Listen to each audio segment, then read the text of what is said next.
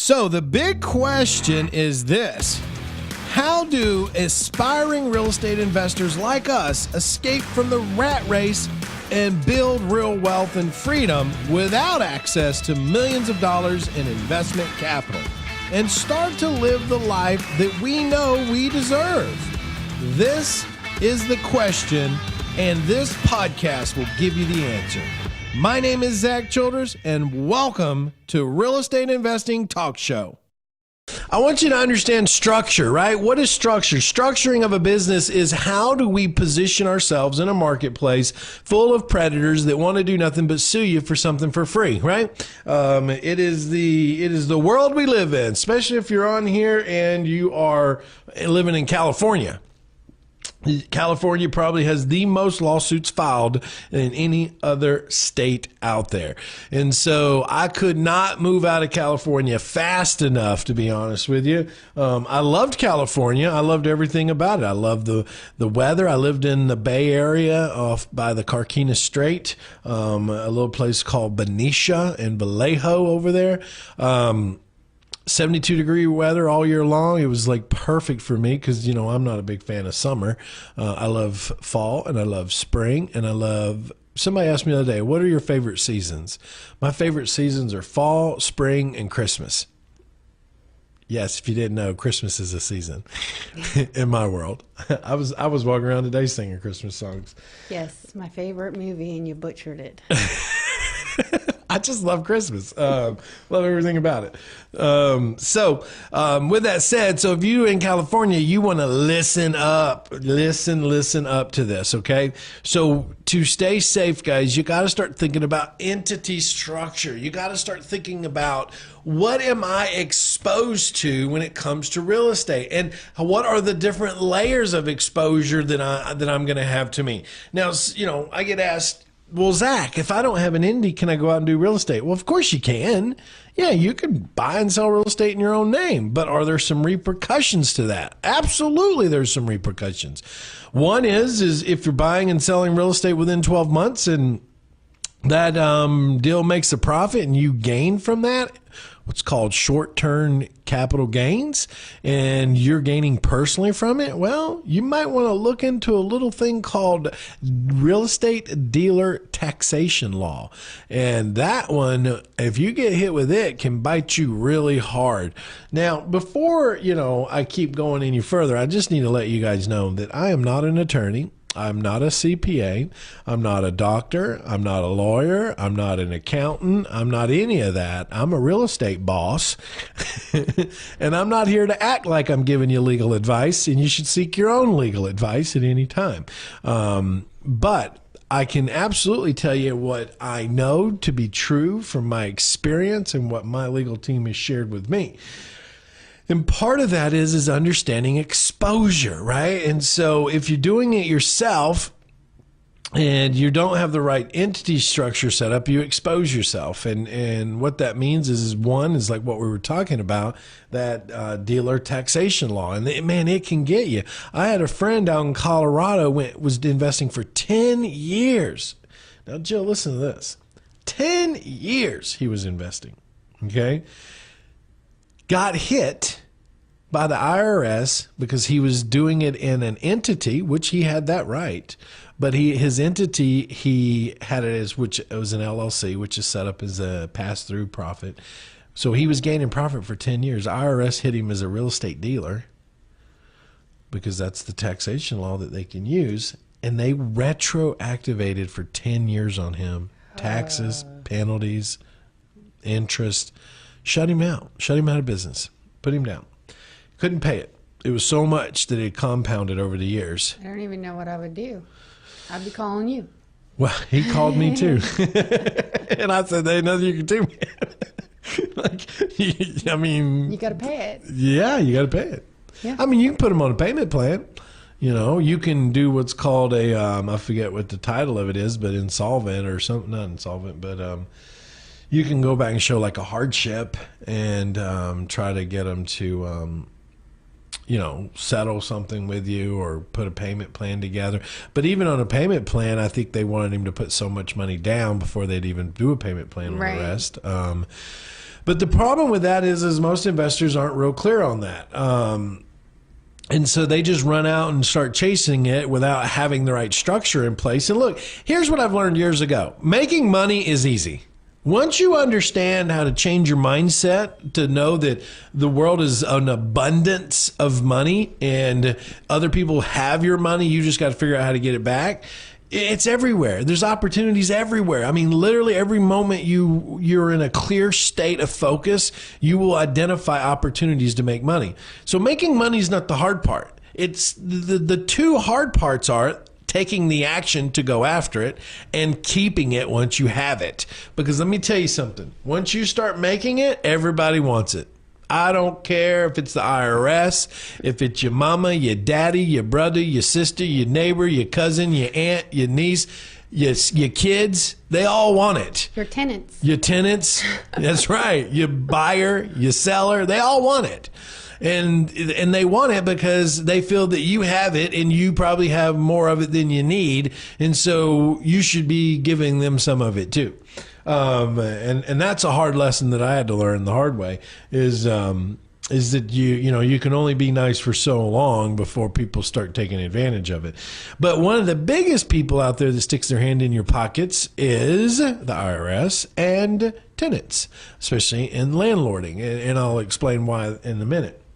So I share that with you because you need to be aware of this. If you're not aware of this and you go down to your local CPA or your local H&R Block, they're not going to talk to you about this because they don't specialize in real estate investing, okay? You need to go to a real estate-driven CPA firm that understands real estate accounting, understands real estate liability, understands real estate exposure, and they can give you directions around this. Now, that takes me to the topic, which is the structure, okay? When we're structuring for protection, we have to keep in mind all these outside sources. And so, are there all kinds of different ways to open up a business? Yeah, absolutely. You could open up an Inc. incorporation, an S Corp, a C Corp. You could go open up an LLP, a limited liability partnership. You could go open up an LLC. And what's the difference in them, right? Well, a corporation, whether it be an S Corp or C Corp, they have benefits. And they also have weaknesses, right? So like S Corps and C Corps aren't really designed to create limitations between the owner of the company and the company itself, okay? So like if you're an S Corp, well, basically you are the S Corp. You are the company. You're using the company for, as they say, tax shelter or tax structure advantages, to have a company in place that you're doing business through. The other thing is the C Corp, right? The C Corp allows us to create a company that is absolutely separate from us, meaning that it makes its own money, it pays its own taxes. It is an entity alone without us involved, even though we might own it and run it and manage it. But when you get into protection, you start moving more into like the LLPs and the LLCs. And so what is an LLP, right? Well, before I get into that, let's go back to the corporation. So why is something called an S Corp and why is something called a C Corp? Well, an S corporation is just that. It is an S, meaning that it's taxed as an S. It is designed to be a pass-through tax entity, which means if you run that corporation all year and it makes $250,000, well, you personally file taxes on the profits of that company. Okay, what are the good of that taxation? Well, you file taxes on it and you pay it once, right? What's the bad of that taxes? Well, if you're in a super high tax bracket already because you're making a salary off of that company and the profits from that business is just getting absorbent and put you in a different tax bracket, then why would you do that? You would then create a C Corp or taxed as a C. Now, what's the good of a taxation C? Well, it's just that. It's not a pass-through. It's a business that stands on its own. It's taxed on its own. Therefore, it doesn't ever show up on your end of the year tax filings. And so, you have your filings, and let's say you want to cap yourself at $75,000 a year because you don't want to move into other tax brackets because your company's, spinning off $250,000 a year in profit. Well, you have to weigh those odds out, right? Like, okay, if I stay at my salary at 75, I'm in this tax bracket. If I leave the company with its profits as a standalone, it's going to pay taxes on that. It's going to pay taxes as ordinary taxes of a company. It could be beneficial to separate those two. But people will say, yeah, but Zach, you got to pay double taxes if you take the company pays taxes on it, and then you pay yourself and you pay taxes on it. Yeah, you would if you start pulling money out of it, right? Or you could expense it to another company for management purposes, and that way it's an expense to one company, revenue to another company, and that company could be a pass-through. So you're being taxed once on it, right? So there's lots of ways that you could do it. You got to seek legal advice on that to make sure you're setting it up correctly, right? And so that takes us through the corporation structure. Now let's move over to the LLPs. Now, a lot of people I know like LLPs, but it's typically not because they are the sole owner of it. An LLP is simply limited liability partnerships. For an example, if me and you were to go into business together and you were going to be the managing partner, but I was coming in with a capital injection of, say, $100,000, and let's say I was entitled to 40% of that business, the beauty of it is me as a partner, I'm only liable to what I bring into the business. So if I bring 100,000 in, then yeah, I could lose that 100,000, but nothing more. Unless, obviously they break the valve and there's mismanagement of the company. There's lots of other reasons. But just for a standard operating, negligence or something of that nature, or a frivolous lawsuit, if something was to happen in an LLP as a partner, I'm only liable for what I put in. Nothing more. Okay. And that's why you'll see a lot of LLPs when there's multiple partners in the deal because, they want the 40 or the 30%, revenue from the business, but they don't want to be liable for anything else. And so that's one way to handle that. Now, the other way that you might want to look at is an LLC, limited liability corporation. It is the same as a corporation, right? It has the same ability to be taxed as an S or taxed as a C. It's just limited liability, which means that as the owner, I have limited liability in that LLC, which means it's standing alone, which means it creates a wall of protection between me and whomever is trying to come after that LLC, as long as I'm operating it correctly. And that's the thing that most people don't understand. They open up an LLC and they think, oh, I'm protected of an LLC. No, you're not. You got to operate it correctly. You got to have yearly meetings. You got to have recording of minutes. You can't, commingle funds. You got to have separate bank accounts, separate checking accounts. You can't pay one bill with the LLC with your personal money. You start doing that, and what happens is they can break the valve and say that you were using the company as a shelter and not as an actual company, that you're really the one that's operating the revenue from it. And so they go right through the LLC and a discovery period, and they come right after you directly. So if you have an LLC right now and you've had it for 4 or 5 years and you're like, oh my goodness, I haven't done any of that, it's okay.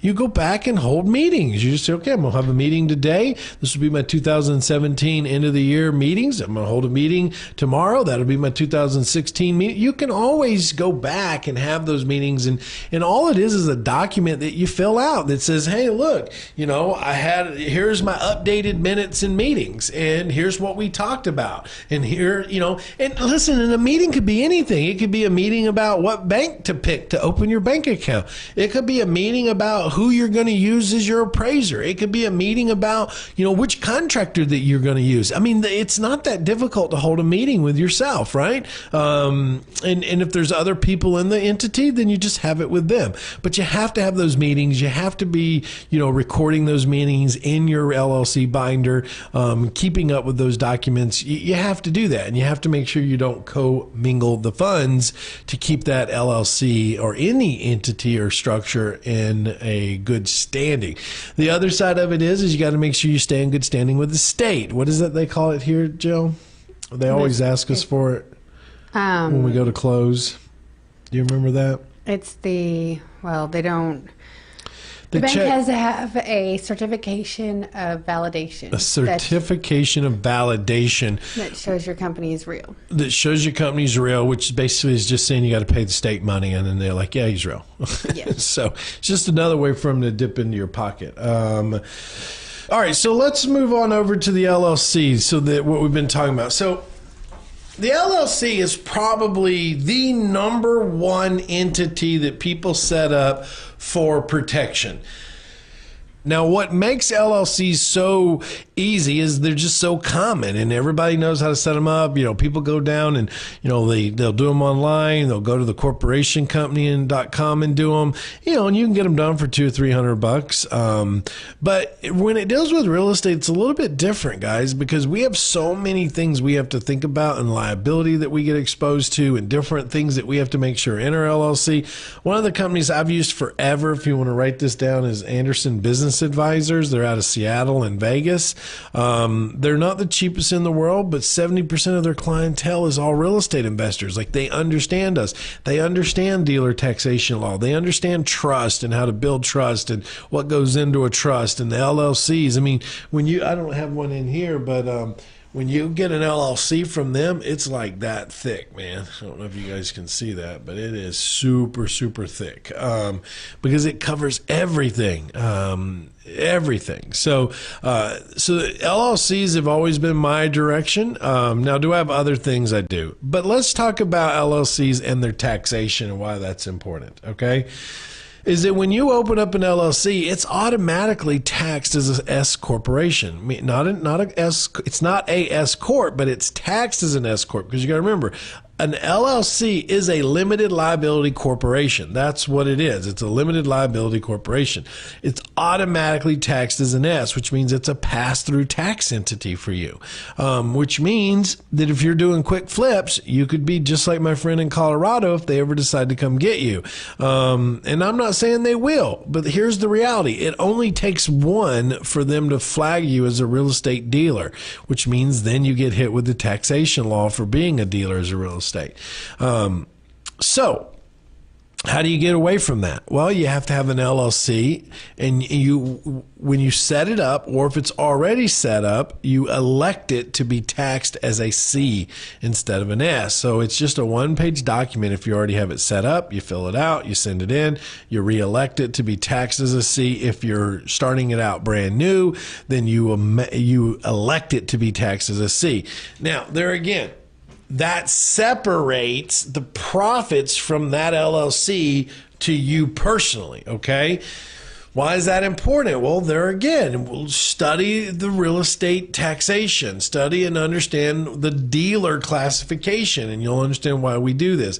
So for me personally, I have an LLC that I set up for holds, and it's elected as it is set up. It's an S taxation, which means that everything that comes from that LLC, it comes to me personally, and I file taxes on it.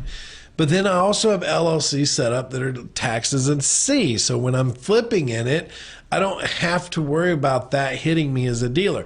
Another reason that I do it that way is because I want to keep, my tax bracket at a certain level, because only Lord knows I pay enough taxes. So, man, I could fund an entire village under civilized island. Can we relocate the office to that island? Jeez. Think about what I've paid the IRS over years. I could buy an island and build an army on it. So the point with that is that I don't want to pay them anymore, but I also want to keep myself safe, right? And so if you want to do that, then that's really the ultimate structure I would tell people. Now, look, if you're starting to make a ton of money and you're starting to flip, 40, 50, 60 houses a year, plus you're doing another 20, 30, 40 wholesale deals a year, and you're starting to buy a lot of cash flow, and you're starting to buy a lot of holds and things like that, then what you need to understand is you might want to start looking at other things. You might want to really get an advisor on your team. and really start digging in with maybe Anderson Business Advisors, okay? They're a legal, business, and tax advisory. I mean, that's what they are. They help with entities. They help with taxes. They help with everything, okay? Or as you see it right there on the screen for you. That is their design. Now, look, I'm not an affiliate of theirs or anything. I'm just letting you know, if you ever ask me, well, Zach, who do you use to set your stuff up? Well, that's who I use. I mean, I've done it for years. I've worked with them. But they understand what we do, right? They understand what we do. But when you start getting to that high level, then you might want to start looking at multiple layers of anonymity, multiple layers of structure. You might want to look at, LLC series and LLC umbrellas and start creating trust and beneficial rights. I mean, there's a whole nother world out there of layers and layers and layers. And which state do you open them up in? Like, people say, well, where do you have yours at? Well, I have them here, but I also have umbrella companies that are opened up in Delaware, and I have some in Las Vegas. And the reason that I have those is because they own other LLCs. Well, those states are what we call an anonymity state. And anonymity means that they don't have to say who owns the LLCs. Like, it just says the LLC, but it doesn't say who owns them. So it's not as easy for, an ambulance chaser, an attorney that chases the ambulance, to just dig you up and see what your net worth is and sue you. So their anonymity is great. I love the fact that it has anonymity, but does it mean that if they're not, if they're subpoenaed, yeah, they've got to, disclose the information, or if they subpoena you or do a discovery, then yeah, they've broken your veil, and now you've got to disclose that information. So it's just some things you got to start thinking about. Okay. So do I open up an LLC for every property I own? No. I have what's called an equity cap. And so what that means is like, I don't have a problem putting multiple properties into one LLC, but I won't let that LLC exceed like $250,000 in equity. Now, if I have one property that has $250,000 in equity in it, obviously I put it in its own LLC. But the reason that I do that, and some people go, oh, well, that's a lot of LLCs. Oh my goodness. Yeah, it is. But it's for protection. It's for protection. Because if you have all your eggs in one basket and somebody decides to step on that basket, then they're all broken. But if I move my eggs around into multiple baskets and somebody decides to step in one basket, then I got all my eggs in the other basket, okay? And that's the whole purpose of it, because, it's not about if you will be sued. It's about when will you be sued, and it's about who's going to sue you, right? That's where it really lies as a real estate investor. So if you as a real estate investor start putting your protection in place, and it could just be a little LLC, the beauty of that is who is going to sue you. And in most cases, as real estate investors, the person who is going to try to sue you will be a renter. Okay, because they're looking for an easy payday. They're looking for like that lady that, walks through Walmart and hits a shelf so a cooler hits her on her head and she falls down and wants to sue him for, $160 million. Thank goodness Walmart had that camera there, right? Well, the problem is we don't have all that on our rental properties, and most tenants are looking for some easy way out, and I'll give you some examples here in a minute. But they don't have, in most cases, a lot of money to fight a lawsuit. So they go find an ambulance chaser that tries to see if the entity has any, assets or vulnerability that they can break through to, come after the owner. And does the owner have assets that they can sue? So they look at it from a pro bono type situation. And it's like, look, I'll take your case because I think I can sue Jill over here. And Jill's got a whole bunch of stuff that if I can break her veil, I can go after her personally. And, we'll get her house and her car and her savings account. We'll get all that. That's what these ambulance chasers do, right? If you have your entity set correctly and you're doing what you're supposed to do, they can't break the veil. They can only sue the entity. And so a renter doesn't have the ability to fight that in most cases. So if you have enough entity in place, you can't get, thrown under the bus for a frugalist lawsuit. And a lot of times that's what they are. They're frugalist, and they just want you to pay them out to go away because they say, look, it's going to cost you $15,000 to fight us in court. Just pay my client $5,000 and move on. That's what they come at you with. I mean, it's literally a shakedown. And ask me how I know. Like, it's a shakedown. And so if you're not set up correctly, then they're going to shake you down. I'll give you an example. First time I ever got sued in real estate, I was literally packing the U-Haul in my front yard in California trying to get to Alabama and got served. Couldn't get out of California fast enough. Give me one more day, I'd have been gone. I got served with a lawsuit. $150,000 lawsuit. I about fell out my chair. Like, I didn't even know what I was supposed to do. And it was all over a guy that I had wholesaled some properties to.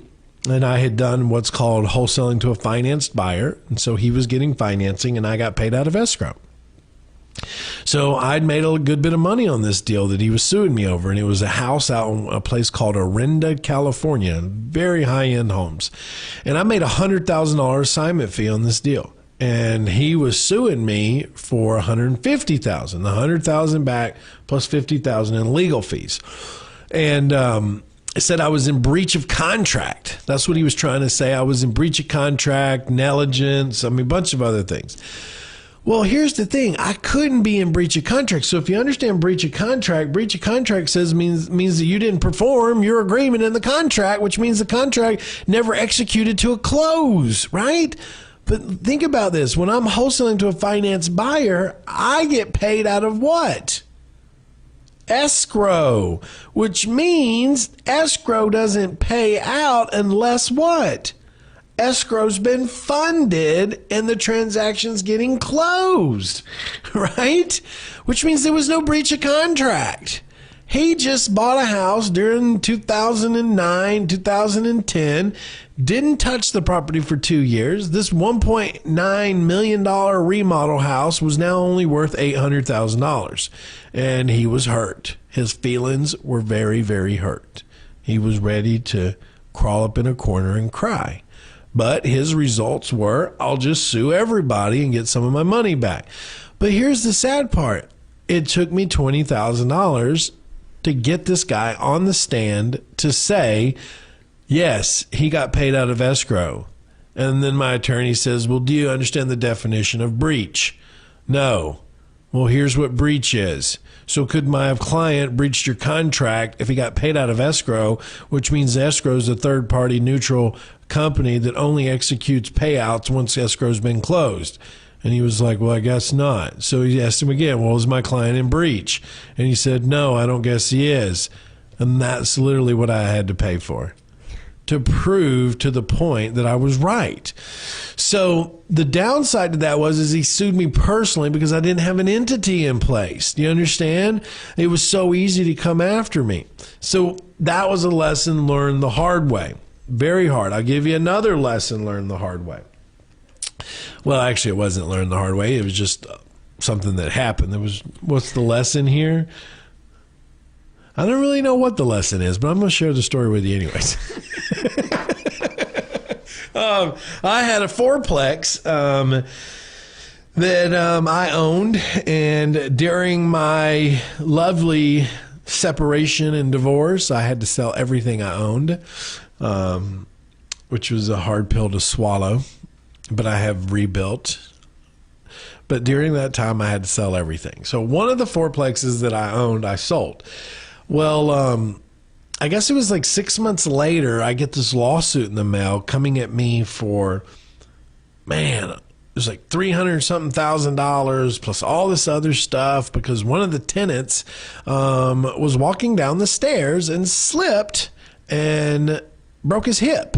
And so they were coming after me to sue me. Well, thank goodness I was able to say, look, I don't own it anymore.